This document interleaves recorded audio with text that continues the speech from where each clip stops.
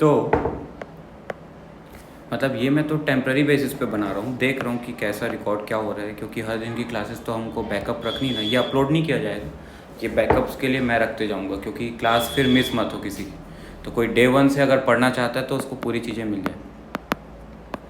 अब देखो, अपन को अकाउंट्स की बात हम कर रहे हैं, तो अकाउंट्स मतलब क्या होता है? अकाउंट्स मतलब ना हिसाब किताब, किसी चीज़ का, किसी भी किताब का। देखो, किताब मतलब बुक्स होती है, तो किस चीज़ की बुक्स? हिसाब की। हिसाब मतलब क्या? ट्रांजैक्शंस। ट्रांजैक्शंस मतलब कैसे ट्रांजैक्शंस? बिजनेस से रिलेटेड ट्रांजैक्शंस। कहने का मतलब, मम्मी आपकी दुकान में जाके पापा को टिफ़िन दे के आ गई, तो बिजनेस में होने वाली कोई भी चीज़, पर उसका नेचर क्या होना चाहिए? Economic activity. आसान भाषा में बोलूँ, मम्मी अगर टिफ़िन दे करके आ जाती दुकान में पापा को, तो क्या वो बिज़नेस के अंदर का एक ट्रांजैक्शन है? नहीं, अकाउंटिंग के नज़रिए से नहीं गिनेंगे। अच्छा, दिमाग में याद रख लेना कि जब भी हम बुक्स ऑफ अकाउंट की बात करेंगे, मतलब हिसाब किताब बनाने में, जैसे पापा लोग की आप देखना एक बुक बनाते हैं, रेड रंग की एक बुक रहती है, उसमें हमेशा वो लोग हिसाब लिखते रहते हैं, किससे कितना रुपये लेना है, किसको कितना रुपये देना है। तो जिससे लेना है उसको एक साइड में लिखते हैं, और जिसको देना है उसको एक साइड में लिखते हैं। जिसको पैसा देना है, देखना हमेशा वो लाल रंग से लिखते हैं, और जिससे लेना है उसको वो लोग ग्रीन रंग से लिखते हैं। वो जो पापा लोग रिकॉर्ड करते हैं ना, उसको हम लोग बोलते हैं सिंगल एंट्री सिस्टम। क्या बोलते हैं?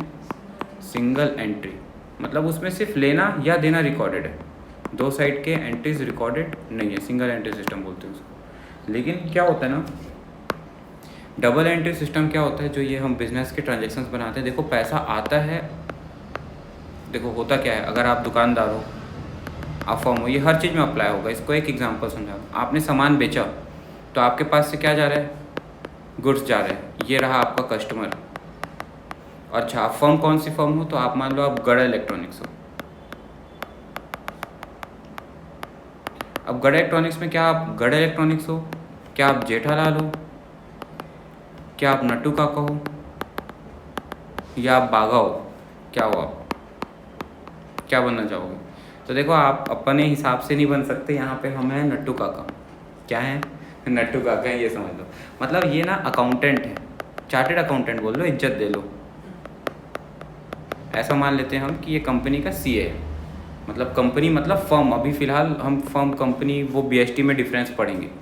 अच्छा, ये जो फर्म है ना, इसको हम बोलते हैं सोल प्रोप्राइटरशिप। बोलते क्या हैं? Sole proprietorship. सोल प्रोप्राइटरशिप का मतलब होता है जो अपनी प्रॉपर्टी का सोल यानी सिंगल यानी वन, एक अकेला। जैसे कि जेठालाल अपनी प्रॉपर्टी का जो भी वो बिजनेस चला रहे हैं गढ़ इलेक्ट्रॉनिक्स, उसका वो क्या है? अकेला ओनर है। प्रोप्राइटरशिप बना है प्रॉपर्टी का ओनरशिप से, तो प्रॉपर्टी प्लस ओनरशिप को मिला के बन गया क्या? प्रोप्राइटरशिप। तो ऐसा बिजनेस जिसमें वो अपनी प्रॉपर्टी का सिंगल ओनर हो, उसको हम क्या बोलते हैं? सोल प्रोप्राइटरशिप बोलते हैं। तो जैसे कि अभी मैं ये एक प्रोफेशन रन कर रहा हूँ, आयुष जैन क्लासेस, तो यहाँ पे मैं अपनी प्रॉपर्टी का क्या हूँ? सोल प्रोप्राइटरशिप बिजनेस है। ये बिजनेस का एक प्रकार है, फॉर्म्स है। किस टाइप का बिजनेस है ये? Sole proprietor. अच्छा, इसमें अगर कोई एक पार्टनर आके मिल जाए, मान लो देवेश सर आके मिल गए, और हम लोग एक पार्टनरशिप में बिजनेस खोले, तो नाम से ही समझ में आ रहा है क्या है? पार्टनरशिप है। ठीक है। कंपनी बना के क्या होता है? कोई कंपनी के पीछे प्राइवेट लिमिटेड, पब्लिक लिमिटेड, जिसमें कंपनी का नाम से बिजनेस हो रहा है। जैसे कि Excel education institute private limited, Raipur में जो सीए की कोचिंग इंस्टीट्यूट है ना, उसका नाम क्या है? क्या तक्षशिला, या पीडब्ल्यू वाला फिजिक्स वाला, तो पीडब्ल्यू, या Allen career institute private limited, तो वो पीवीटी एलटीडी लिखते हैं। तो वो कंपनी बना के काम कर रहे हैं, वो भी कोचिंग ही, लेकिन उसमें वो बिजनेस के प्रकार, उसको एक आदमी नहीं चला रहा है, उसको पूरी टीम मिल के चला रही। उसमें मैनेजमेंट बैठा हुआ है और उसके ओनर अलग है। ओनर ही आके पढ़ा रहा है ऐसा नहीं है, वहाँ एम्प्लॉय टीचर है, मैनेजमेंट उन टीचर्स को संभाल रहा है, और ओनर तो कोई और है। जैसे डीएवी स्कूल, वो क्या है? वो आता है, वो इसमें नहीं आता ना, सोल पार्टनरशिप में आता है ना, पार्टनरशिप में आता, वो आता है हमारा कोऑपरेटिव सोसाइटी। कोऑपरेटिव सोसाइटी मतलब होता है जैसे लॉयंस मेंबर का ग्रुप है, ओनर कौन हो गए? वो लॉयंस मेंबर के जो लोग हैं वो ओनर हो गए। और स्कूल जो है वो क्या हो गया? कोऑपरेटिव। इसका मेन मोटिव प्रॉफिट अर्निंग नहीं होता, हालांकि प्रॉफिट सेकेंडरी मोटिव होता है, पर प्राइमरी मोटिव नहीं होता। और इसको चलाने के लिए कौन बैठा हुआ है? मैनेजमेंट। वो अकाउंटेंट सर, वो प्रिंसिपल सर, ये लोग मैनेजमेंट के लोग हो गए। मतलब जो ये ऑर्गेनाइजेशन को चला रहे हैं, संस्था को ऑर्गेनाइजेशन बोलते हैं, उसको चला रहे हैं, और जो उसके अंदर में जो पढ़ा रहे हैं वो क्या है, टीचर्स। लेकिन सोलो पार्टनरशिप में क्या होता है, जो ओनर है वही टीचर है, वही मैनेज कर रहा है, तो ओनर ही मैनेजर है। लेकिन ऐसा कंपनियों के साथ में नहीं होता। ये बीएसटी की बात थी। तो अभी मैं आपको क्या पढ़ा रहा हूँ, सोल प्रोप्राइटरशिप, जो अपनी प्रॉपर्टी का सिंगल ओनर है, उसकी बुक्स ऑफ अकाउंट अगर बनेगी, हिसाब किताब की उसकी अगर बुक्स बनेगी इस सोल प्रोप्राइटरशिप की, तो वो कैसी बनेगी। तो अभी हम फिलहाल बुक्स ऑफ अकाउंट किसकी बना रहे हैं, जेठालाल की नहीं बना रहे हैं। अभी हम किसकी बुक्स ऑफ अकाउंट बना रहे हैं, गड़ा इलेक्ट्रॉनिक्स की। ये दोनों में अंतर होता है, थोड़ा समझाऊंगा मैं। कोई दिक्कत नहीं, मैं समझाऊंगा अभी। तो हमको क्या है ना, अच्छा हमने गुड्स बेचा, तो हमारे पास से गुड्स गया, ये गुड्स चला गया। चलो हमारी दुकान थी टीवी की, तो हमने ये 3 टीवी बेच दी कस्टमर को। तो कस्टमर हमको बदले में क्या देगा, पैसा देगा। अच्छा कैश नहीं दिया तो फ़ोन पे दिया। अरे फ़ोन पे भी दिया तो आपके बैंक अकाउंट में तो पैसा आ रहा है। चेक भी दिया तो आपके पास पैसा आ रहा है। अरे क्रिप्टो करेंसी में बिटकॉइन दे दिया तो भी पैसा तो आ रहा है ना। कुछ भी दिया तो ट्रांजैक्शन मतलब क्या होता है, जो दो तरफा हो, जो बोथ द साइड हो, कुछ आया तो कुछ गया, और उसको हम रिकॉर्ड करते हैं बिजनेस के ट्रांजैक्शन बोल करके। हर एक ट्रांजैक्शन दो तरफा होता है। कैसा होता है, बोथ द साइड्स होते हैं ट्रांजैक्शन हमेशा। इसको हम लोग क्या बोलते हैं, बायलेटरल बोलते हैं, बायलेटरल। और अगर वन साइडेड होता है तो उसको क्या बोलते हैं, यूनिलेटरल। वन साइडेड यानी single entry system unilateral, bilateral मतलब both the sides. Both the side मतलब हो गया डबल एंट्री बुक कीपिंग। आपके बुक का नाम भी है, इसलिए आपकी बुक का नाम क्या है, double entry book keeping. Book keeping का मतलब होता है रिकॉर्डिंग। अभी ये चीज़ें रिपीट होते रहेगी, चिंता मत करना, अभी तो स्टार्टिंग है ना। तो अभी हो सकता है कि पहली बार में लगे इतना सारा बता दिए भैया, क्या क्या कुछ है। ऐसा नहीं है, यही तो साल भर रिपीट होना है। देख टोटल 15 चैप्टर हैं, 8 थ्योरी के, 7 प्रैक्टिकल के, और वो भी 2 पार्ट में एग्ज़ाम होना है, टर्म 1 टर्म 2। जो टर्म 1 में आएगा वो 2 में नहीं आएगा। हाँ अभी ये ऐड हो जाएगा इस साल, अभी तुम लोग को थोड़े दिन के बाद पता चलेगा। अभी अपडेट नहीं हुआ है, अभी होगा, इस साल से हो। 90% चांसेस है ये होने के, जो मैं बोल रहा हूँ, क्योंकि इसमें न्यू एजुकेशन पॉलिसी लग रही है 2020 की,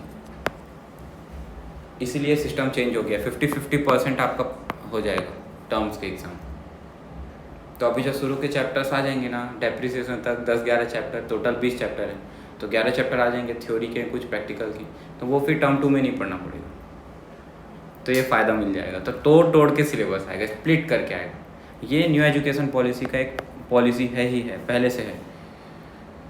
तो बुक कीपिंग मतलब क्या होता है ना, हर दिन चीज़ों को रिकॉर्ड करना। बुक कीपिंग मतलब होता है रिकॉर्ड करना। अरे क्या रिकॉर्ड करना, ट्रांजेक्शन्स को रिकॉर्ड करना। कैसे ट्रांजेक्शन्स को, वही लेन देन वाले, उसको रिकॉर्ड करना। तो किसके बुक्स में रिकॉर्ड करना, क्या गड़ा इलेक्ट्रॉनिक्स की बुक्स में रिकॉर्ड करना या जेठालाल की बुक में रिकॉर्ड करना। अधिकतर बच्चे बोलते हैं भाई ओनर है जेठालाल, तो उसी की बुक्स होगी, है ना भाई। जेठालाल का बिजनेस है, बिजनेस किसका, जेठालाल का। प्रॉफिट किसका, जेठालाल का। पैसा कौन लगा रहा है बिजनेस में, जेठालाल लगा रहा है। तो सारी अकाउंटिंग जो भी हिसाब किताब रिकॉर्ड करेंगे वो किसका करेंगे, पैसा भी कौन देगा, जेठालाल देगा। अरे भाई गड़ा इलेक्ट्रॉनिक्स तो कोई नॉन लिविंग थिंग है, ये थोड़ी ना पैसा देगा। लेकिन कायदे से जब अकाउंटिंग की जाती है ना, तो बेटा उसमें एक प्रिंसिपल लगता है। बहुत बार मेरे से ये नाम तो सुनेगी, शुरू से लेके साल के आखिरी तक ये नाम सुनेगी, जो नाम मैं अभी लिख रहा हूँ। इसका नाम है बिजनेस एंटिटी कॉन्सेप्ट, या फिर इसका एक और नाम है accounting entity principle. Accounting entity principle.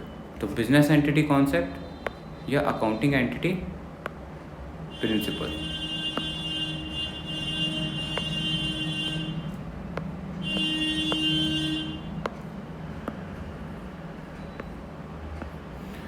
Business entity concept या अकाउंटिंग एंटिटी प्रिंसिपल्स। क्या होता है इसमें, ये बोलता है कि जो फर्म, मैं इसको पहले हिंदी में लिख देता हूँ, फर्म और ओनर दो अलग अलग लोग हैं। हिंदी मेरी काम चलाने लायक है, बहुत अच्छी नहीं है। अलग अलग लोग हैं from accounting point of view. Accounting के चश्मे से, ऐसा मान लो जब नट्टू काका अकाउंटिंग करते हैं ना, ऐसे तो नट्टू काका अपना नॉर्मल चश्मा लगाते हैं, मान लो मैं नट्टू काका हूँ तो नॉर्मल चश्मा लगाया हूँ, ठीक है। लेकिन जब अकाउंटिंग करता हूँ ना तो ये उतार के मैं किस टाइप का नज़रिया लगाता हूँ, अकाउंटिंग का नज़रिया। वो सन ग्लासेस लगा लिया, रोल में आ गए नट्टू काका, अब सीए बन गया ऐसा। तो वो जो अकाउंटिंग का एक पॉइंट ऑफ व्यू है उनका, उस अकाउंटिंग के नज़रिए से जब वो रिकॉर्ड करते हैं तो ये माना जाता है कि फर्म अलग है और ओनर अलग है। ऐसे तो देखो दोनों एक ही हैं।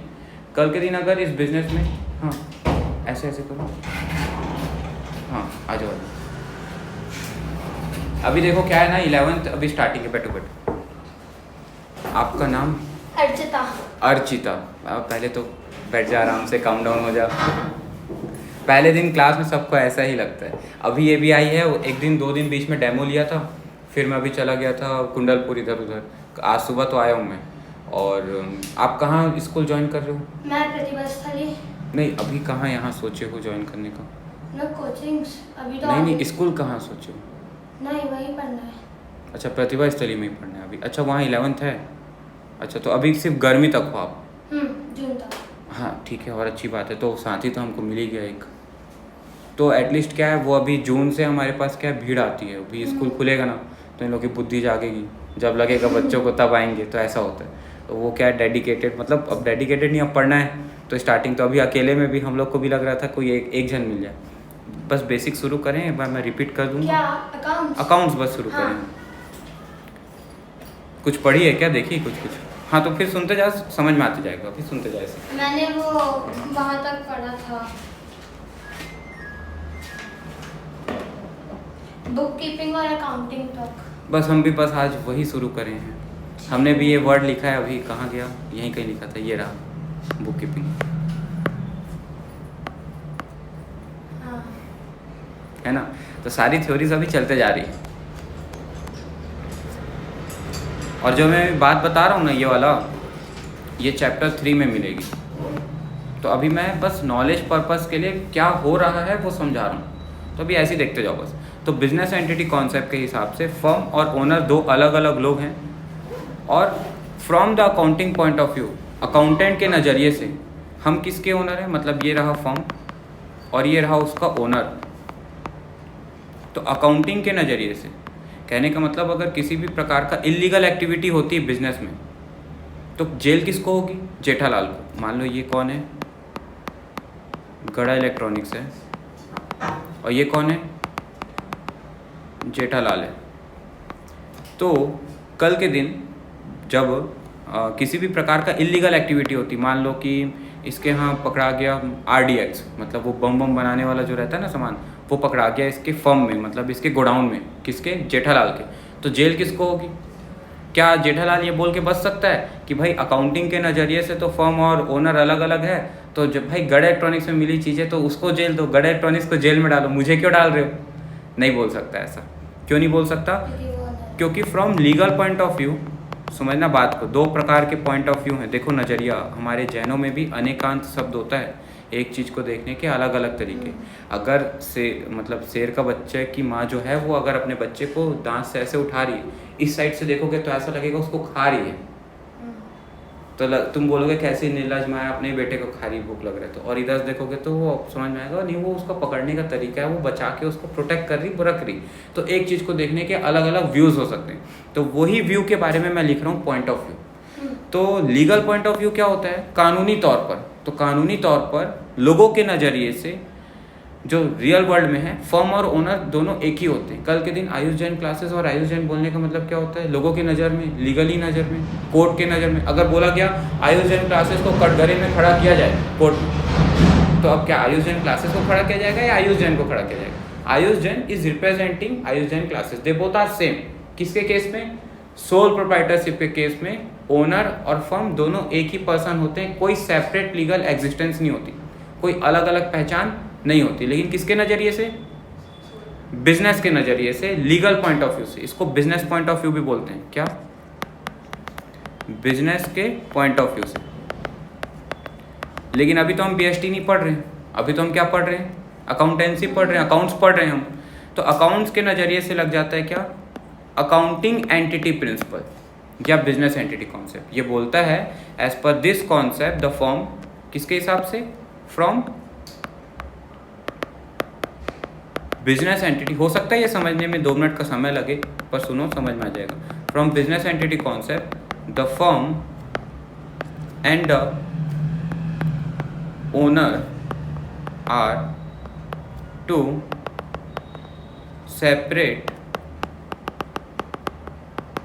separate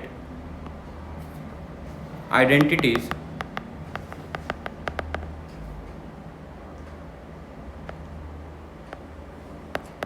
from accounting point of view, and we are the accountant of, अब ये लाइन में ऐड करवा रहा हूँ एक्स्ट्रा में, and we are the accountant of, अच्छा अकाउंटेंट मतलब अपने आप को क्या समझ लेना, सीए समझ लेना है ना, and we are the accountant of firm not of owner. हम किसके अकाउंटेंट हैं, फर्म के अकाउंटेंट हैं, ना कि उसके ओनर के। किसके नज़रिए से, अकाउंटिंग के नज़रिए से 2 अलग अलग सेपरेट आइडेंटिटीज माना गया है। किसके नज़रिए से, ये मैंने चश्मा उतारा और लगा लिया, किसका चश्मा, अकाउंटिंग के नज़रिए का चश्मा। अब अकाउंटिंग के नज़रिए से फर्म अलग है और ओनर अलग है, जेठालाल अलग है और गढ़ इलेक्ट्रॉनिक्स अलग है। तो जितने भी बुक्स ऑफ अकाउंट में ट्रांजैक्शंस रिकॉर्ड होंगे वो किसके होंगे, गढ़ इलेक्ट्रॉनिक्स के होंगे, ना कि जेठालाल के। नहीं तो फिर जेठालाल अपने घर में दया को गहने दिलाया, वो भी रिकॉर्ड हो जाता बिजनेस में। अगर हम किसके अकाउंटेंट होते तो जेठालाल के, तो हम उसके पर्सनल अकाउंटेंट नहीं हैं, हम उसके बिजनेस के अकाउंटेंट हैं। लेकिन फर्स्ट बात कहाँ जाती है, भाई ये 2 लोग अलग अलग तो है नहीं। तो इसलिए जब बिजनेस एंटिटी, देखो अकाउंटिंग एंटिटी प्रिंसिपल जब नहीं था, बिजनेस एंटिटी कॉन्सेप्ट नहीं बना होगा, तब दिक्कत कहाँ पे हुई होगी कि भाई ऐसे तो लीगली दुनिया की नज़र में दोनों एक ही हैं, ओनर और फर्म एक ही है। लेकिन जब अकाउंट्स बना रहे हैं तो ओनर की बातों को नहीं लिख पा रहे हैं, तब डेवलप हुआ ये प्रिंसिपल। किसने डेवलप किया था, ये भाई साहब दिख रहे हैं यहाँ सामने में, लूका पैसियोली इनका नाम है। क्या नाम है, लूका पैसियोली। हाँ, इनका पूरा नाम है फ्रा लूसा बार्थोलोमियो डी पैसियोली। इतना बड़ा नाम याद रखने की जरूरत नहीं है, ये साले डोकरे मर गए, हमको बना के चले गए। लेकिन अकाउंट्स बड़ा प्रैक्टिकल कॉन्सेप्ट है, ये जो भी बनाया डोकरे ने ना, बड़ा प्रैक्टिकल बनाया। इन्होंने ना अपनी भाषा में कोई भी चीज़ के आने और जाने को, लेन देन का प्रक्रिया है, बस हिसाब किताब पूरे अकाउंट्स में यही बस ध्यान रखना है। देखो मैं तुम लोग को पढ़ा के ना थोड़ा कंफर्टेबल जब होऊंगा ना तो हंसी मजाक बढ़ने लगेगा। अभी क्या पहला दिन है ना, तो अभी मैं भी तुमसे इंटरेक्ट होने में, समझाने में मुझे थोड़ा सा समय लगेगा। 2-4 दिन तुमको हो सकता है कि उतना कंफर्टेबल ना लगे कि भैया हाँ भी, लेकिन हाँ वो 2-4 दिन जैसे ही होगा ना तो वो फिर एक हैबिट हो जाती है। तो देखो लेन देन की प्रक्रिया मतलब क्या होता है ना, कुछ आना और कुछ जाना। जैसे कि आपके पास कैश आया दुकान में, पापा के पास दुकान ग्राहक ने पैसा दिया कस्टमर ने, और बदले में पापा क्या देंगे उसको, गुड्स, ठीक है, योग्य फॉर्म। अच्छा इसको दूसरे एग्जांपल समझते हैं। चलो आपकी दुकान में एक नौकर लगा है काम पे, एम्प्लॉय बोल देते हैं, अच्छा वर्कर बोलते हैं, नौकर को वर्कर बोलते हैं, और जो एम्प्लॉय होते हैं वो सैलरीड होते हैं। एम्प्लॉयज़ मतलब थोड़े ऊपर के जो लोग हो गए उनको एम्प्लॉयज़ बोल देते हैं। एम्प्लॉयज़ को हम लोग क्या देते हैं, तनख्वाह देते हैं, सैलरी देते हैं। और वर्कर को हम लोग क्या देते हैं, वेजेस देते हैं। डेली वेजेस हो सकता है, वेजेस डेली बेसिस पे होती है और सैलरी मंथली बेसिस पे होती है, ठीक है। यही एक डिफरेंस है, थोड़ा सा अकाउंट्स में उतना ज़्यादा डिफरेंस नहीं आता है, आएगा आगे के चैप्टर्स में आएगा, अभी नहीं है। तो अब वर्कर हमको क्या दे रहा है या एम्प्लॉय हमको क्या दे रहा है, बदले में हमसे क्या ले जा रहा है, वेजेस और सैलरी ले जा रहा है, कैश में ले जा रहा है या काइंड में ले जा रहा है। अब काइंड में कैसे, तो हम उसका टिफ़िन अलाउंसेस मतलब बोल दे कि भैया तो टिफ़िन का पैसा मत देना, तेरे टिफ़िन का पैसा हम ही भर देंगे, तो वो एक प्रकार की सैलरी तो हो गई। हम उसको बोल दे तेरे गाड़ी में पेट्रोल भी हम ही डलवा देंगे, पेट्रोल खर्चा भी तू मत देना, तेरे गाड़ी में एक फ्यूल कार्ड कंपनी ने बना के दे दिया, इससे जा तू फ्यूल भरवा, और कंपनी के काम से जा रहा है, गाड़ी भी कंपनी दे दी, रहना भी कंपनी दे दी, तो उसको हम क्या बोलते हैं, अलाउंसेस बोलते हैं। कैश के अलावा हमने उसको और भी क्या क्या अलाउंसेस दिया, ALLOWANCES अलाउंसेस, ठीक है। तो बदले में तो हमने चलो उसको सैलरी और वेजेस दे दिया, कैश में या काइंड में। कैश की जगह हम क्या बोल सकते हैं, काइंड, कि सीधा पैसा ना दे करके किसी दूसरे रूप से दी। कई बार होता है ना, मम्मी लोग कहीं जाते हैं और जब वो या बुआ बुआ लोग आती हैं तो हमको पैसे वैसे दे देती हैं, कई बार पैसे दे देती हैं, कई बार पैसे की जगह कुछ गिफ्ट दे देती हैं। तो या तो कैश या तो काइंड, दो तरीके से हो सकता है, बस ऐसे ही समझ लो। तो या तो हम भी लेबर को पैसे डायरेक्ट दे रहे हैं और डायरेक्ट पैसे नहीं दे रहे हैं तो किसी काइंड, किसी रूप में दे दे रहे हैं, या दोनों चीज़ें दे दे रहे हैं। तो हम तो दे दिए बदले में, लेकिन बदले में आया क्या हमारे पास? आया उसकी सर्विसेज, आई उसकी सर्विस। अरे भाई नौकरी कर रहा है, काम कर रहा है ना हमारे यहाँ, मतलब हमारे यहाँ वो झाड़ू पोछा कर रहा होगा, या फिर हमारे यहाँ वो दुकान में सामान निकाल के ग्राहकों को दे रहा होगा, या जो हम बोल रहे हैं हमारा काम कर रहा है, तो उस काम के बदले ही तो वो हम उसको पैसा दे रहे हैं, उसकी मेहनत का पैसा हम दे रहे हैं। तो हमारे पास क्या आ रहा है? सर्विसेज। हाँ, हालांकि सर्विसेज क्या है? इनटेंजिबल है, दिखती नहीं है, इसलिए समझ नहीं आया। गुड्स दिखता है, हाँ भाई सामान जा रहा है, पैसा आ रहा है, विजिबल है, आंखों से दिख रहा है तो समझ आ गया। लेकिन जो सर्विसेज, अब जैसे मैं पढ़ा रहा हूँ, दिख रहा है क्या? आप मुझे फ़ी दे रहे हैं वो दिख रहा है, लेकिन मैं जो पढ़ा रहा हूँ क्या वो दिख रहा है? नहीं, वो सर्विसेज है। सर्विसेज हमेशा क्या होती है? इनटेंजिबल होती है। और गुड्स क्या होते हैं? टेंजिबल। जैसे कि ढाबे में आप गए, खाना खाए, तो वो जो खाना खाया वो टेंजिबल है, लेकिन अब भाई सीधा गेहूँ, कच्चा गेहूँ तो नहीं खाया, उसको क्या किया होगा? वो पकाया बनाया, उसकी सर्विसेज है कि नहीं? अब वो जो सर्व करके ला के दे रहा है, अब बोलते हैं ना अपन किसी अच्छे ढाबा में जाते हैं तो भैया यहाँ की सर्विस अच्छी है, यहाँ की सर्विस अच्छी नहीं है, मतलब क्या फूड की बात कर रहे हैं या उसकी जो फूड को देने का, परोसने का तरीका है या उसको बनाने का तरीका, उसको बोल रहे हैं। तो उस फूड को हम टेंजिबल बोल दिए, गुड्स हो गया, और जो उससे रिलेटेड चीज़ें हैं, अच्छे से ला के देना, बाकी चीज़ करना, वो क्या हो गई? इनटेंजिबल हो गई, सर्विसेज हो गई। समझ आया? तो गुड्स टेंजिबल होते हैं, सर्विसेज नहीं। तो बदले में कुछ आया तो कुछ गया, तो ये हर जगह होना है। आपको एग्जांपल बताओ, आपको जो लगता हो कि नहीं ये एक तरफा होता है, दो तरफा नहीं होता, मतलब वन साइडेड होते हैं ये ट्रांजेक्शन, बिजनेस से रिलेटेड, टू साइडेड नहीं होते। सोचो बताओ। स्कूल, तो स्कूल भी भाई आपको देखो, अभी स्कूल तो ऐसे कॉर्पोरेट अलग हो जाता है। स्कूल मतलब हमारा क्या बोले थे अभी नाम? Cooperative society. हाँ, तो NPO जैसा हो गया, जिसका मेन मोटिव प्रॉफिट कमाना नहीं होता। जैसे स्कूल हो गया, जिम हो गया, क्लब्स हो गए, ये जो सोसाइटी क्लब्स बनते हैं ना, गोकुल धाम सोसाइटी क्लब, उनकी बात करूँ मैं, वो क्लब्स क्लब वाला क्लब नहीं, ठीक है? तो स्कूल, जिम, क्लब या हॉस्पिटल्स, ये सब क्या होते हैं? NPO होते हैं। इसको हम लोग कोऑपरेटिव सोसाइटी भी बोलते हैं। बता रहा हूँ, not for profit organization, not for profit, इसका एक और नाम है ऑर्गेनाइजेशन, या नॉन प्रॉफिट ऑर्गेनाइजेशन भी बोलते हैं, दोनों नाम है इसका। ज़्यादातर यूज़ में आता है नॉन प्रॉफिट ऑर्गेनाइजेशन। आपने सुना होगा NGO है भाई, ये तो NGO है। हम भी एक NGO चलाते हैं, पता है, द फाउंडेशन काऊ के नाम से। जो गाय बीमार हो जाती है ना, उसका हम लोग इलाज करते हैं। आपने चंदन भैया को कभी कभी जाते देखा होगा। तो हम लोग दोस्त लोगों ने मिल करके एक संस्था बनाई है जिसका नाम है द फाउंडेशन काऊ। तो कहीं कहीं गाय वाय को कुछ लग जाती चोट, तो फिर लोग हमको फ़ोन करते हैं, तो फिर हम वहाँ जा कर के उसका इलाज करके उसको ठीक ठाक कंडीशन जितना बनता है वो करके आते हैं। First aid, primary treatment. हाँ, रजत तिवारी हैं, ये सब हमारे साथ के हम लोग ग्रुप के। तो ये खोला मैंने और अभिषेक आहूजा एक दोस्त है, हमने खोला था ये। हालांकि काम अभी सबसे ज़्यादा रजत तिवारी करता है, लेकिन ओपन हमने किया था। कैसे? तो एक दिन ना, आज से 4-5 साल पुरानी बात है, अब सिर्फ पढ़ाऊँगा मज़ा नहीं आएगा, इसलिए थोड़ा ये सब मैं ऐड करता हूँ। तो 4-5 साल पुरानी बात है, हम लोग ना सिंघानिया पेट्रोल पंप साइड जा रहे थे। एक गाय का पैर टूटा था, बैल था वो, और वो पूरा हड्डी दिख रही थी, टूट गई थी। तो अब हम लोग से देखा नहीं जा रहा था, और मैं और अभिषेक आहूजा उस समय, वो MBBS कर रहा है, अब तो डॉक्टर बन गया, अब उसकी जॉब है, गवर्नमेंट डॉक्टर बन गया, अभी यहीं कहीं पोस्टिंग है, घूमते रहता है, रात के मेरे साथ घूमता मिल जाएगा।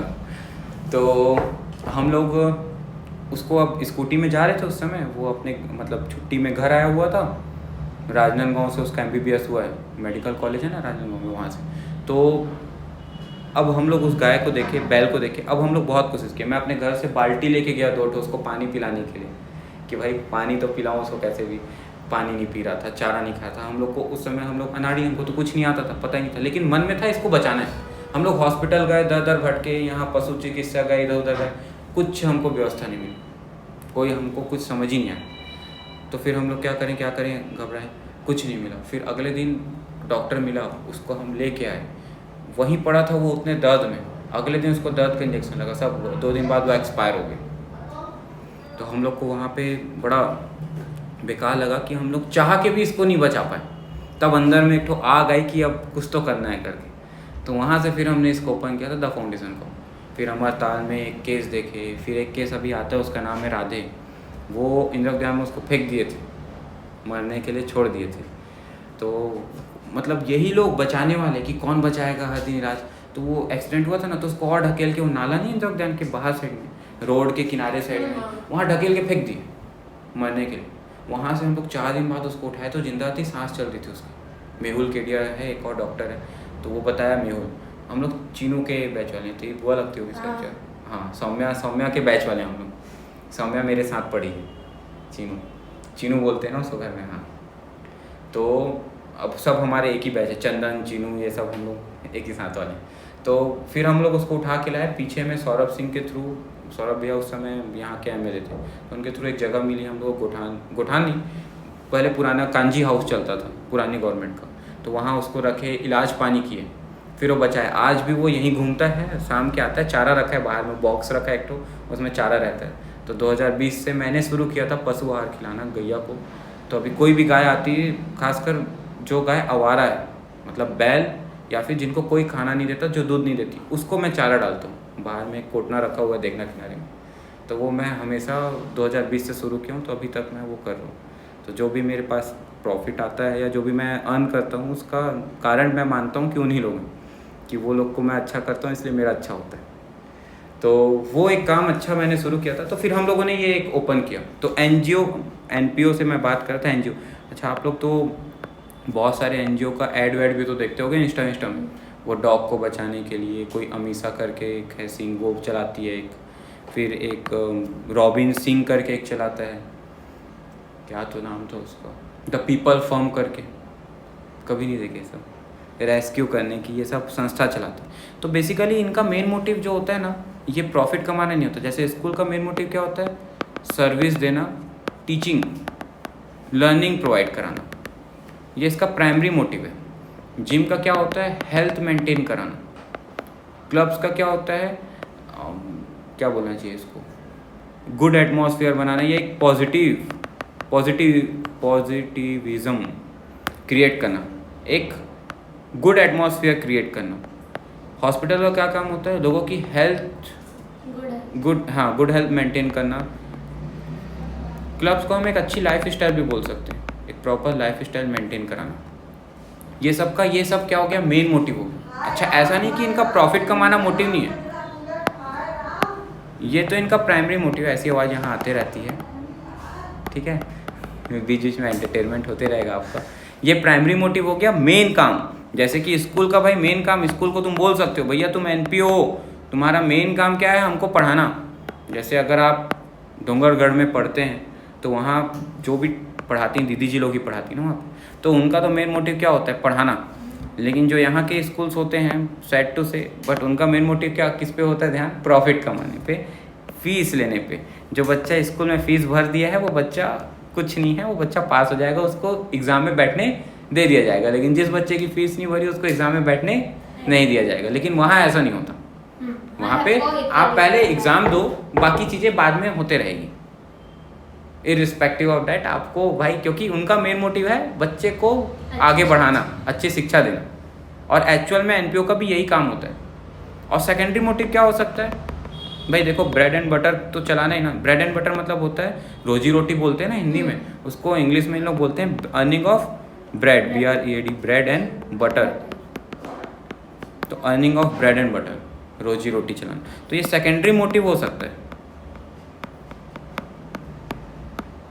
IQ लेवल और दिमाग तेज है बेटा तेरा, ये तो समझ आ रहा है। मैं सोच रही होगी ऐसा क्यों बोला ये तेरे को कुछ दिन बाद समझ में आएगा। टीचर का काम होता है, मैं इतने साल से पढ़ा रहा हूँ, मैं अभी तक टोटल 5000 बच्चे पढ़ा चुका हूँ, है ना। और उसमें के बाद मेरे को ये एक्सपीरियंस है। 5000 ऑफलाइन बच्चे ना, ऑनलाइन में तो और, तो ऑफलाइन में पढ़ा, तो मेरे को अब बच्चा देख के समझ में आ जाता है कि किसका क्या सोच है, वो कहाँ तक सोच पा रहा है, कौन नहीं। तो मैं बता रहा हूँ तेरे को उस एक्सपीरियंस से कि तेरा IQ तेज है। चलिए देखिए आगे है,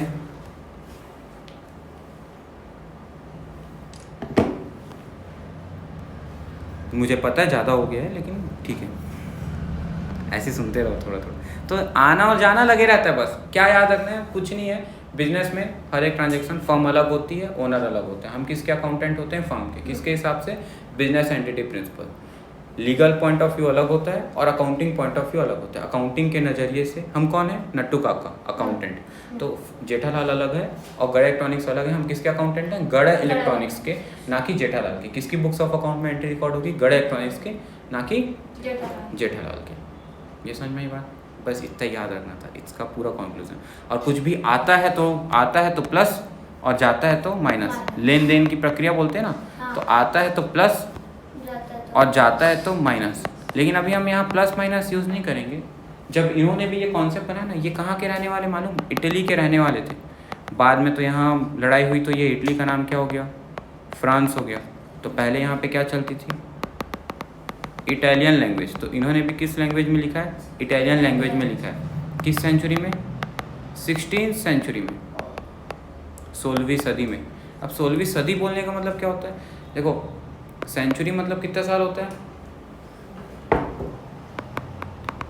100 ईयर, ठीक है, इज इक्वल टू 1 सेंचुरी। तो ये 16th सेंचुरी, जैसे अगर मैं बोलता हूँ कि मैं भी मेरा 26 ईयर रनिंग है। रनिंग बोलने का मतलब क्या होता है? क्या ये कंप्लीट हो गया है?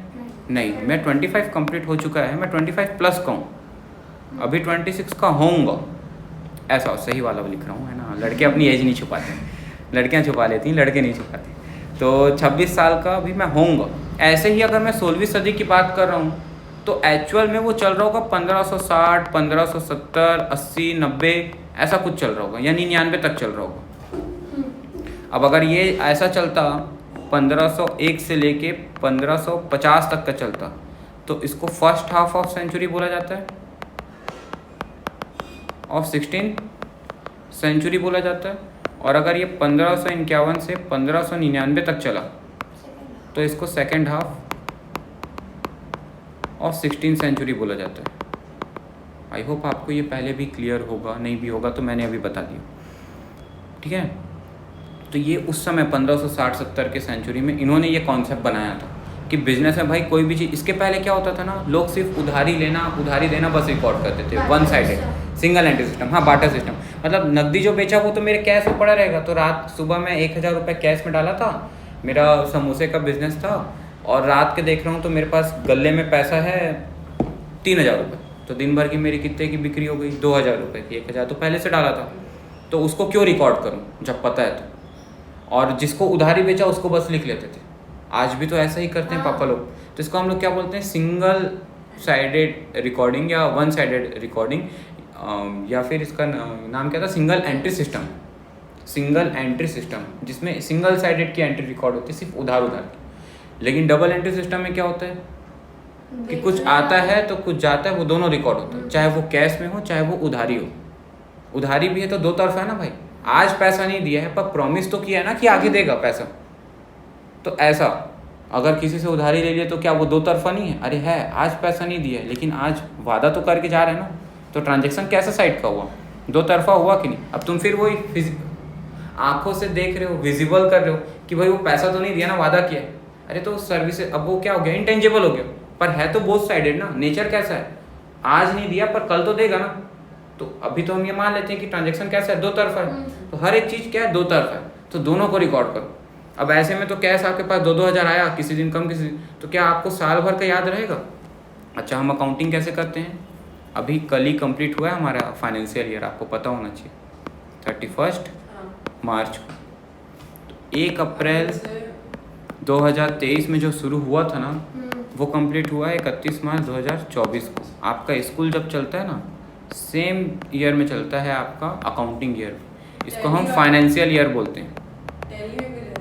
हाँ, फाइनेंशियल ईयर बोलते हैं, या इसको हम क्या बोलते हैं? अकाउंटिंग ईयर बोलते हैं। कैलेंडर ईयर अलग होता है। कैलेंडर ईयर क्या होता है?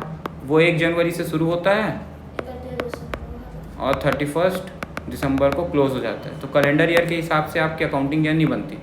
आपकी अकाउंटिंग ईयर बनती किसके हिसाब से? Financial year. स्कूल, बिजनेस, जितने भी कुछ है, सब कुछ किस पे चलता है? फाइनेंशियल। आपकी गवर्नमेंट बजट भी बनाती है, तो कब से कब तक का बनाती है वो बजट? बजट क्या होता है? कुछ नहीं, आपका मम्मी घर का खर्चा का एक बजट बनाती है कि नहीं, तो ऐसे समझ लो पूरे देश की मम्मी नहीं, फाइनेंस मिनिस्टर निर्मला सीतारमन जी, तो वो पूरे देश का बजट बनाती कि भारत सरकार, सेंट्रल गवर्नमेंट साल भर में कहाँ कहाँ कितना कितना रुपया खर्चा करेगी, वो दिखाया जाता है किसमें, बजट में। और वो बजट भी कब से कब तक का होता है, साल भर का, 1 अप्रैल से 31 मार्च। तो आपकी जो अकाउंटिंग की ईयर होगी, अकाउंटिंग मतलब क्या होता है, बुक्स ऑफ अकाउंट में चीज़ों को, ट्रांजेक्शन को रिकॉर्ड करना। कैसे ट्रांजेक्शन्स, बोथ द साइडेड, कुछ आया तो कुछ गया। अब समझ में आ रहा है, इसलिए बुक का नाम क्या है, double entry book keeping. Book का नाम क्या है, डबल एंट्री। तो इन्होंने जब बनाया ना अपनी भाषा में, कौन, वो इटली के रहने वाले उस समय में, कौन, फ्रा लूसा पैसियोली, इसलिए इनका नाम क्या पड़ गया, इनको फादर ऑफ अकाउंटिंग भी कहा जाता है। देखो लिखा होगा वहाँ पे, है ना, ऊपर में लिखा है father of accounting, the father of accounting, और लूका पैसियोली शॉर्टकट में इनका नाम। तो नाम भी इसीलिए इनका अटपटा है, लूका पैसियोली, इसलिए इनको फ्रा भी एक वर्ड जुड़ जाता है। अब इनका पता नहीं क्या है फुल फॉर्म, मेरे को भी नहीं पता, है ना। फ्रा लूका पैसियोली बोला जाता है इनको। प्रोफेसर थे ये, प्रोफेसर फ्रा लूका पैसियोली, ये फादर हैं अकाउंटेंसी के। इन्होंने लेन देन को, अभी इनकी जो भाषा इटालियन लैंग्वेज है, तो इन्होंने लेन को अपनी भाषा में बोला डिबेरे, ध्यान से सुनना, क्या बोला, डिबेरे, और देन को बोला क्रेडेरे। लग रहा है ना अपनी भाषा से मिलता जुलता, लेन देन टाइप का। तो डिबेरे से लग रहा है लेन है ये, और क्रेडेरे से लग रहा है देन है ये। तो इसमें ना क्या हुआ बेटा,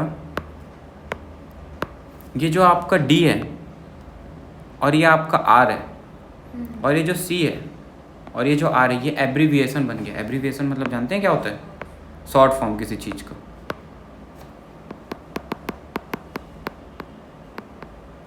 ABBREVATION, यही होता है ना स्पेलिंग, एब्रीविएशन मतलब किसी चीज़ का शॉर्ट फॉर्म। तो ये बन गया DR और क्रेडेरे बन गया CR। लेकिन जब इसको इंग्लिश में ट्रांसलेट किया गया तो डिबेरे बन गया डेबिट। तो ये डेबिट जो है ना, वो यहाँ से नहीं आया, ये बहुत सारे टीचर्स को आपके स्कूल के भी नहीं पता रहेगा, आपको बताएं, ऑनलाइन में भी नहीं बताएंगे ये बात। इसके लिए बहुत सारी किताबें पढ़नी पड़ती है, ऊपर देखो सारी पढ़ी हुई है, इधर भी है, उधर भी है, पीछे भी है, ऊपर भी है, और अभी भी पढ़ ही रहा हूँ। तो ये समय लगता है चीज़ों को, नॉलेज को आने में। देखो ऐसे ये सब तो एक्सटर्नल नॉलेज हैं, इन सब से भी बड़ा एक नॉलेज होता है जिसको बोलते हैं स्पिरिचुअल नॉलेज, जो अंदर से आता है। ये आउटसाइड इन है, हम जो ज्ञान ले रहे हैं ना, ये बाहरी ज्ञान, ये बाह्य ज्ञान, एक आंतरिक ज्ञान होता है। और वो कहाँ से आता है, तो मेडिटेशन से आता है। जो हमारे साधु संत तपस्वी होते हैं ना, उनके पास जो होती है, वो जो तपस्या से आता है, उनकी मेडिटेशन से आता है। क्या बोलते हैं हमारे में, समायक बोलते हैं, क्या बोलते हैं, समायक बोलते हैं ना। अब मेरे को बहुत ज़्यादा नहीं आता, तुम लोग तो भाई वहाँ पढ़ते हो प्रतिभा स्थली में, तो तुम लोग को तो सब आता होगा, हम लोग को तो आता नहीं, सीखना है। लेकिन वो OC आती ना, तो OC तो यहाँ आ गई ना 10th के बाद फिर, तो OC आती ना, OC होशियार है बहुत, और बहुत अच्छी लड़की, मतलब 2-3 बच्चे हैं, काजल, OC ऐसे, तो बहुत सीधी बच्ची है, मतलब किसी प्रकार का लन फन नहीं। बाकी तो उनका पूरा गर्ल्स का बैच है, मतलब उसमें 1-2 बॉयज़ थे 11th में, और टोटल 11-12 लड़कियाँ उन लोग। अभी आएंगे 5 बजे उन लोग आएंगे। तो आप लोग को 4 से 5 ही बुलाता हूँ, आप लोग कंफर्टेबल हो ना आने में, बहुत गर्मी थोड़ी लग रही, आ जाओगे ना। तो ऐसे ही डेली बेसिस पे आते रहो। और ये बन गया इंग्लिश का क्रेडिट, तो क्रेडिट बन गया CR। अब बच्चे क्या सोचते हैं कि ये क्रेडिट यहाँ से बना होगा, लेकिन डेबिट में फंस जाते हैं। डेबिट में तो R है ही नहीं, फिर कहाँ से शॉर्ट फॉर्म बन गया। तो ये एक क्वेश्चन आता है बच्चों के मन में, फिर टीचर बोलता है वो छोड़ो, टीचर बोलता है छोड़ो, क्योंकि वो खुद परेशान हो जाता है, क्या बोलूँ मैं। तो एक्चुअल में डिबेरे से बना है DR और क्रेडेरे से बना है CR। एब्रीविएशन आज भी वही इटालियन लैंग्वेज का है, बट नाम चेंज होकर के वो इंग्लिश में क्या हो गया, debit. That's why debit called DR and credit called CR। तो हम प्लस की जगह क्या वर्ड यूज़ करेंगे, DR, लेकिन पढ़ेंगे इसको क्या, डेबिट, और इसकी जगह क्या यूज़ करेंगे, क्रेडिट। गुड, पढ़ना डेबिट क्रेडिट है, लेकिन लिखना DR CR है। ये समझ में आया? तो यही चीज़ रिकॉर्ड करना है। जैसे कि एक एग्जांपल देके भेजता हूँ, रिकॉर्ड कैसे होता है। ये ऐसा कुछ बनेगा जर्नल एंट्री आपका। ऐसी पूरी बुक्स ऑफ अकाउंट में पहले क्या होता था, मैनुअली रिकॉर्ड होता था।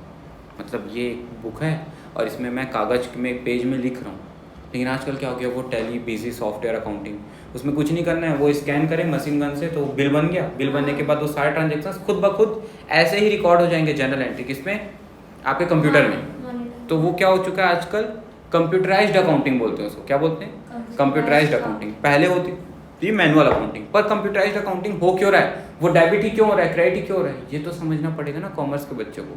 इसीलिए आज भी हम किताब कॉपी किताब में हम बनाते हैं। कॉपी किताब में क्यों बना रहे हैं, जब कंप्यूटर में, तो कंप्यूटर में सिखाना चाहिए, फिर इसमें क्यों पढ़ाते हैं। देखो आपकी बात सही है, हमारा एजुकेशन सिस्टम क्या हो चुका है, बूढ़ा, इसको बदलने की ज़रूरत है, पर बदल रहे नहीं। इसमें आज भी वही किताबी ज्ञान भरे पड़े हैं, प्रैक्टिकल नॉलेज कुछ दे नहीं रहे हैं, ज़माने के साथ अपग्रेड कर नहीं रहे। हमने तो किया ज़माने के साथ अपग्रेड खुद को, लेकिन तरीका तो जो है वही, क्योंकि अंत में क्या आता है, मार्क्स। कितना भी पढ़ा दो, कुछ भी समझा दो, कितना मार्क्स दिलवा पा रहे हो बच्चों को, what matters, marks matter, society तो वही एक्सेप्ट करेगी।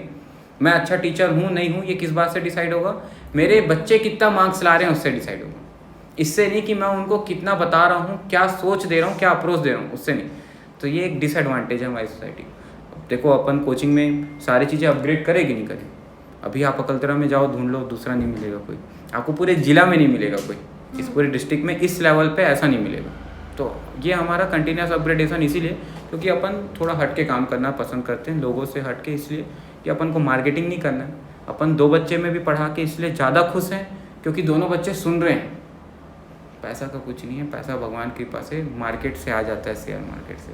तो कोचिंग अगर ना भी मैं पढ़ाऊँ तो मेरा काम चलते रहेगा। आप लोग को मैं बता दूँ, हाँ सिखा दूँगा, सबको सिखाऊंगा। नहीं कभी नहीं, वो जुआ है। शेयर मार्केट में गुरु महाराज लोग जो मना करते हैं कि वो सट्टा बाजार है, वो है, वो गलत नहीं बोलते, वो जुआ है। कब है वो जुआ पता है, जब वो आज खरीदा आज ही बेचा। अब एक बात बताओ, एक बात बताना, एक दुकानदार है, बस मेरे को सच सच बताना, अच्छा आपके पापा का बिजनेस है ना, ठीक है, मैं उनको भैया बोलता हूँ, है ना। हाँ। तो भैया का जो बिजनेस है ना, तो उसमें उन्होंने एक सामान खरीदा, उसकी ना, देखो आप तो सामान जो बेचते हो पेरिसेबल नेचर का गुड है। पेरिसेबल मतलब जो सड़ जाता है एक समय के बाद, उसको ज़्यादा दिन स्टोर नहीं कर सकते, ज़्यादा से ज़्यादा 1 साल स्टोर कर सकते हैं, उससे ज़्यादा नहीं कर सकते। लेकिन अब हम मान लेते हैं कि इनकी दुकान में सामान है, इनकी दुकान है हार्डवेयर की, मतलब मोटर वोटर ये सब रखते हैं, तो इनका तो भाई कोई ख़राब होने, जंक लगने का डर है। लेकिन ये स्टील बेच रहे हैं टाटा की, जिसपे जंक ही नहीं लगता। अब ये स्टील खरीद के रख लिए इसके पापा, 100 स्टील खरीद के रख लिए, 100 स्टील की रॉड खरीद के रख लिए, बड़ी बड़ी रॉड्स आती है ना जो ये पर्दों में लगती है, ऐसी वाली 100 स्टील की रॉड। अब वो जो पापा ने इसके ख़रीदा है वो आज खरीद लिया क्योंकि आज इसका रेट कम था मार्केट में, आज इसका रेट टूटा और ये पड़ रहा था 10 रुपये पर रॉड का। और पापा को इनके पता था कि ये आने वाले समय में 2 साल के बाद यही रॉड 100 रुपये में बिकेगा पर रॉड, और आज खरीद के रख लिए पापा, 2 साल के लिए पैसे फंसा दिए इन्होंने सामान को भी। तो क्या ये सट्टा है? क्या ये सट्टा है? नहीं, ये क्या है, इन्वेस्टिंग है। पापा ने क्या किया, पैसे इन्वेस्ट किए, क्योंकि उस इन्वेस्टमेंट से कुछ समय के बाद क्या आएगा, रिटर्न ऑन इन्वेस्टमेंट आएगा। और जो डेली बेसिस पे होता है ना, उसको ट्रेडिंग बोलते हैं। आज खरीदा सुबह, शाम के चाहे वो 10 रुपये 8 रुपये हो जाए, चाहे 15 हो जाए, या कार या कटोरा, या तो कार, अब 15 हो गया तो कार आ जाएगी, है ना, या तो कटोरा हाथ में भीख मांगने की स्थिति आ जाएगी। ये ट्रेडिंग होता है। अब ये पूरा क्योंकि पापा को मैंने बताया रॉड, तो आपको समझ में आया कि नहीं ये इन्वेस्टिंग है। अब इस रॉड की जगह कर दो किसी कंपनी के शेयर, तो भाई चाहे शेयर हो चाहे दुकान का सामान हो, वो दिख रहा है, फिर वही बात, वो दिख रहा है तो इन्वेस्टिंग समझ में आया, और सट्टा नहीं। और जो नहीं दिख रहा है वो सट्टा, ऐसा नहीं है। जो आप किसी चीज़ को खरीद के छोड़ देते हो, ओनर बन रहे हो आप। शेयर होल्डर मतलब क्या होता है, उतने हिस्से के ओनर, मालिक बन रहे हो आप। वो मालिक वाला मालिक, कौन सा मूवी था मालिक, बाहुबली देखे हो कि नहीं देखे हो? हाँ। उसमें था कि नहीं था मालिक, नहीं ध्यान है, मालिक बोलते हैं उसमें। तो वो आपका इन्वेस्टमेंट हो गया। तो अपन को भी जो अपन काम करते हैं वो इसमें करते हैं इन्वेस्टिंग, अपन वैल्यू इन्वेस्टर है। इसमें बोला जाता है, वॉरेन बफेट का एक वर्ड है, अब ये पढ़ाई लिखाई से थोड़ा हटके है, buy right and hold tight. किसी स्टॉक को सही खरीदो और कस के पकड़े रहो उस स्टॉक को, मतलब बेचो नहीं, हड़बड़ाओ नहीं, पेशेंस रखो मार्केट में। एक कहावत है, मैं जब मार्केट में शेयर खरीदा तो खरीदने के बाद उसका रेट कम हो गया, फिर जब बेचा तो फिर उसका रेट बेचने के बाद बढ़ गया, फिर मैं खरीद लिया, फिर कम हो गया, फिर बेचा तो फिर बढ़ गया। तो इट्स लाइक दैट। तो जो लोग यहाँ घुसते हैं अधिकतर छपरी लोग, अभी क्या है, छपरी लोग की गाड़ी हुई थी KTM, अब छपरियों की हो गई है एप्पल आईफोन। वो देखना वो EMI में उठा लेंगे, ऐसे करके बनाते रहेंगे रिकॉर्डिंग। समझ गए? मेरे को लग रहा है कुछ दिन बाद मेरे को, अच्छा मैं तो इसलिए रखा हूँ कि मेरी तो क्लासेस रिकॉर्ड होती है कि भाई मैं यहाँ आईफोन रखा, ये रखा हूँ प्रो मैक्स, तो इससे क्या रिकॉर्डिंग कर रहा हूँ, ये रखा हूँ तो भाई मेरे पढ़ाने के काम आता है, मेरे खुद के पढ़ने के काम आता है, तो अपन तो यूज़ करेंगे। अब कुछ छपरी वो स्टेटस सिंबल समझ के वो तो KTM को बर्बाद कर दी, इतनी अच्छी गाड़ी छपरी बना करके। आज वो गाड़ी लेने, मेरा मन था KTM लेने का, लेकिन जब पता चला यहाँ बचपन का जो एक मन था, पता चला कि ये तो छपरियों वाली गाड़ी हो चुकी है। रॉयल एनफील्ड को भी अब वही बना रहे हैं धीरे धीरे।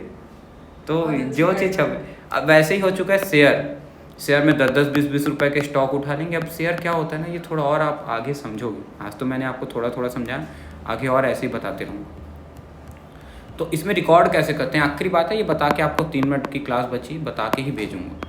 इसमें एक लेजर फोलियो का कॉलम होता है, यहाँ पे लिखा आता है डेबिट रुपीज़ और ये लिखा आता है क्रेडिट रुपीज़। यहाँ पे लिखा आता है डेट, जैसे 1 अप्रैल को आज 2024। अब बताइए कौन सा काउंटिंग ईयर शुरू होगा अभी, 2024 25, तो इसको क्या बोलेंगे 24-25, 24-25 का सेशन या काउंटिंग का। तो आज 1 अप्रैल 2024 को, अच्छा आज अप्रैल फुल है क्या, देख लेना किसको बनाना है बाद में, मैं याद दिला दिया। तो यहाँ पे आपको क्या है, आपके पास क्या आ रहा है, पैसा आ रहा है, मान लो आपने सामान बेचा तो जो आ रहा है वो डेबिट। अच्छा ये डेबिट कैसे हुआ, क्रेडिट कैसे हुआ, ये कल मैं बहुत ज़्यादा अच्छे से समझाऊंगा। अभी ये यही एक मेन चैप्टर है, इसी को जर्नल एंट्री बोलते हैं। मैं सीधा चैप्टर नंबर 8 में पहुंच गया हूँ, इतने जल्दी यहाँ नहीं पहुँचते, ये सिर्फ समझाने के लिए लिख रहा हूँ, ठीक है। जो बुक कीपिंग बोलते हैं ना, हर दिन डेट वाइज चीज़ों को रिकॉर्ड करना।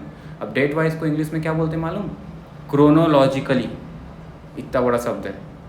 इन सीक्वेंस रिकॉर्ड करना, डेट वाइज, क्रमांक अनुसार हिंदी में। जैसे 1 तारीख का एंट्री है, फिर 2 तारीख का, फिर आप 3 तारीख का एंट्री, फिर अगर आप कुछ भूल गए, मान लो 2 तारीख का एंट्री, तो आप नहीं लिख सकते, 3 के बाद 2 नहीं आ सकता, क्योंकि आप कैसा लिख रहे हो, इन सीक्वेंस लिख रहे हो। फिर वो एरर है, उसके लिए अलग से एक चैप्टर पढ़ोगे, rectification of error, error of omission बोलते हैं इसको, कैसे सुधरेंगे। ज़्यादा बोलूँगा दिमाग पागल हो जाएगा, नहीं बोलूँगा। हाँ सब 11th में, अरे आसान है, बड़ा आसान है। क्या है, कोई भी चीज़ नए में बहुत कठिन लगती है, तो 11वीं कंप्लीट कर लेगी ना, 12वीं पूछूंगा ना तो तू बोलेगी आसान था। मैं तेरे को 8th क्लास का मैथ्स पूछूँ तो तू क्या बोलेगी, आसान बोलेगी। 10th का तो मुश्किल बोलेगी, क्योंकि 10th तो अभी देख आओ, लेकिन 8th का पूछो तो हाँ आसान था, कुछ नहीं था ऐसा। लेकिन जब तू वही 8th में पढ़ती थी तब तो तब तो टफ। तो कोई भी, हाँ मम्मी, हाँ 1 मिनट रुकना, आऊँगा, हाँ 1 मिनट तो रुक जाओ। टू सेल, सामान बेचा। अब मान लो कितने का सामान बेचा, तो 2000 का सामान बेचा, तो 2000 रुपये पैसा आ गया और 2000 का मेरे पास से क्या चला गया, सामान चला गया। और यहाँ लिखते हैं एक नरेशन, बीइंग गुड्स सोल्ड। मान लो मैंने श्याम को बेचा, तो टू श्याम ऑफ रुपीज़ 2000 20,000 हो गई, सॉरी 2000, 2000 का मैंने सामान बेचा, किसको, पूरी डिटेलिंग श्याम को। हाँ पूरी डिटेलिंग, ये नरेशन कहलाता है। और ये जर्नल एंट्री रिकॉर्ड हो गई, इसी को बोलते हैं जर्नल एंट्री, रिकॉर्ड करना, बुक कीपिंग। और ऐसे ही पूरी अकाउंटिंग होती है। लेजर में फिर लेजर फोलियो वही है, अब आगे आएगा ना। लेजर में तो ये सब शो होता है ना। हाँ लेजर में ये सब शो होता है, तो ये जर्नल है, जर्नल के बाद बनता है लेजर। एक प्रोसेस होता है, जैसे कुकिंग प्रोसेस होता है ना, कुछ कल के लिए भी छोड़ो। तो आज के लिए इतना ही रोक रहे हैं, क्या क्या बताए, ये सब नोट्स आप लोग को पहुँच जाएगा। आप लोग मेरा नंबर रखें ना, आपका तो वही नंबर है सेम, ठीक है। तो आप मेरे को, आपका वही पापा वाले नंबर में भेज दो, तो उसमें मैं आपको फॉरवर्ड कर दूंगा, पापा वाले में PDF पहुँच जाएगा आपको। हो गया।